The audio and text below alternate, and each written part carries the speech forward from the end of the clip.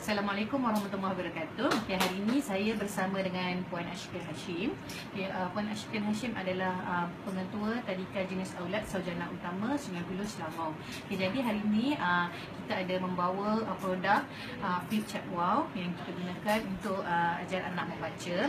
So sebelum saya ceritakan sikit tentang produk Flip Chart Wow ni, okay, produk ni sebenarnya kita gunakan untuk menarik minat anak-anak belajar membaca. Ianya adalah alat bantu mengajar. Okay, jadi oleh kerana ianya adalah alat bantu mengajar, maka ia sesuai digunakan untuk bersama mana-mana kaedah pun. Tidak tertakluk kepada macam kaedah fonik ke ataupun suku kata ke, mana-mana kaedah boleh pakai mengikut kaedah masing-masing. Jadi dia adalah alat yang memudahkan lah. Okay, sebagai contoh, saya tunjukkan sikitlah cara penggunaan dia. Kalau untuk mengajar anak membaca bahasa Melayu, contoh menggunakan kaedah fonik. So kita kata b, a, ba, c, a, ca, d, a, da, f, a, fa. Okay, jadi dia adalah latih to be sebenarnya, kan? Latih to be bagaimana nak anak-anak tu nak membunyikan huruf menjadi bergabung menjadi satu perkataan. Kalau English, tunjuk untuk English, kan? Okay, so English, kita tunjuk untuk English yang ni. Kalau English, contohlah kita tunjuk untuk English, kan? B, e, t, bat. So kita flip kat sini je, kan? Ke, e, t, cat. D, e, t, dad.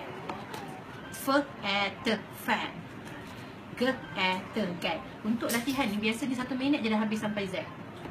So dia akan dapat family word yang add tu, dia dah habis 1 minit, dalam 1 minit. Jadi insya-Allah dia membantu menarik minat sebab ada flip-flip, kan. So budak macam dia tak sempat nak ngantuk-ngantuk ke apa ke, kan. Jadi dan dia juga boleh guna kalau berdiri ke, duduk ke atas meja ke, duduk kat sofa macam ni ke, boleh. Dia mestinya macam mudah lah nak bawa ke mana-mana, kita bawa skirting lah. Okay, so jadi sekarang saya nak minta pandangan Puan Ashkin Hashim tentang produk ni dan bagaimana sebenarnya ini adalah alat yang menjadikan alat ni menarik adalah ibu bapa. Mungkin Puan Ashkin boleh ulas sikit sebab takut kadang-kadang kita banyak sangat alat tapi ibu bapa tak gunakan dan akhirnya alat tu hanyalah jadi hiasan di atas meja. Sebab benda ni pun menjadi hiasan atas meja juga. So macam mana Puan Ashkin Hashim boleh memotivasikan ibu bapa juga untuk menggunakan dia dengan sebaik mungkin? Okey, pertama kali saya lihat Flip Chart Flip Chart ni memang saya tertarik lah. Sebenarnya saya pernah tengok dekat dalam Facebook Puan Sarah. Okey, ia sangat membantu dalam pembelajaran anak-anak bahasa Malaysia dan juga bahasa Inggeris. Okey, dan berkenaan dengan bagaimana bahan bantu mengajar ni dapat merangsang anak-anak tu bergantung pada guru dan ibu bapa tu sendiri. Kalau kita sekadar beli tapi tidak menggunakan dengan baik, maka tak jadi apalah. Okey, so jadi bila saya tengok ni dengan saiznya yang besar, okey, sangat praktikal. Okey, lebih lagi kepada anak-anak yang baru nak mengenal huruf, baru nak mengenal suku kata, baru nak mengenal phonics. Okey, ia sangat berkesan. Dan warna yang digunakan pun merah dan putih dan background hitam, ia sangat sesuai lah untuk anak-anak. Okey, dan insya-Allah lah kalau kita ada salah satu daripada bahan bantu mengajar yang begini, ia sedikit sebanyak membantu anak-anak, parents sendiri, guru sendiri untuk lebih produktif, okey, dan aktif dalam mengajar anak-anak membaca. Terima kasih Pak Cik. Cuma ada soalan lagi lah. Saya selalu dapat soalan ni masa saya menjual produk. Okey. Selalu parents tanya kat saya, bahan dah bagus, kaedah dah bagus, tapi sebenarnya kan masalah dia ialah bagaimana ibu bapa tu nak kawal emosi bila bersama anak-anak.